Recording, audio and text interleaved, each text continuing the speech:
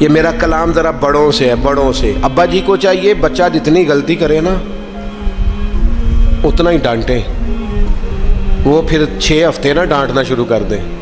استاد صاحب کو چاہیے کہ جتنی بچے کی کمزوری ہے نا، مجھے پتہ ہے سب سے زیادہ کس بات سے تکلیف ہوتی ہے، آپ کے بچے نے غلطی کی ہے، آپ اپنے بچے کو ڈانٹ لیں، سمجھا لیں، آپ کسی اور کے سامنے اس کی تذلیل کبھی نہ کریں، یہ زیادتی والی بات ہے۔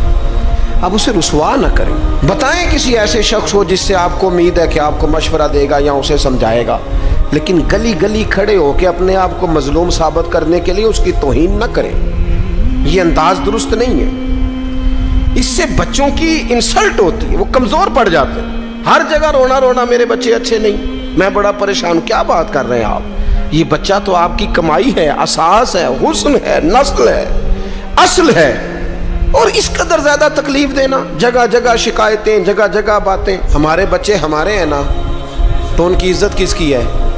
کیوں ہم گلی گلی اپنے بچوں کی رسوائی کرتے ہیں؟ کیوں کمزوریاں؟ اور جن کو ہم خیر خواہ سمجھ کے بتا رہے ہوتے ہیں نا، وہ آگے جا کے مزے لے لے کے بتاتے ہیں، تو نقصان کس کا ہوا؟ ہمارا، ہمارے قبیلے کا، ہمارے گھر کا۔ یہ دیکھیے ذرا، حضرت عمر رضی اللہ تعالیٰ عنہ مزاج کے لحاظ سے سخت ہیں، ایک نوجوان آیا، اس نے آ کے رونا۔ یہ پہلو آپ نے ضرور یاد رکھنا ہے میرے سیدنا فاروق اعظم کا، ہمارے امام، ہمارے قائد، ہمارے لیڈر، رہنما، مقتدا حضرت فاروق اعظم رضی اللہ، یہ انداز ضرور یاد رکھیے گا۔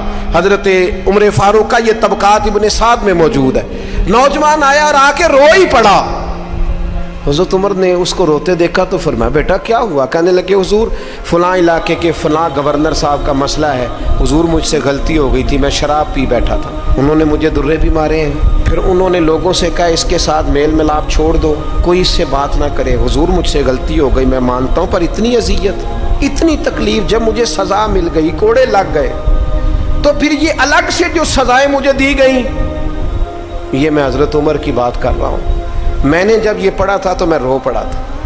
حضرت فاروق اعظم نے اس نوجوان کی بات سنی، سنو میں کیا کہہ رہا ہوں، اس گناہگار کی بات سنی، اس گناہگار کی بات سنی تو حضرت عمر رو پڑے اور فرمایا بلاؤ نا ان گورنر صاحب کو، وہ بھی بڑے سمجھدار، باوقار، بڑے آدمی تھے، بلایا اور بلا کے فرمایا آپ کا اس جرم پر غصہ بالکل ٹھیک، لیکن آپ کو کس نے اجازت دی کہ آپ اسے اتنی تکلیف دیں؟ آپ نے کوڑے مار لیے جو سزا بنتی تھی، اور پھر آپ نے کیوں کر کے لوگوں سے کہا اس سے ملنا جلنا چھوڑ دیں؟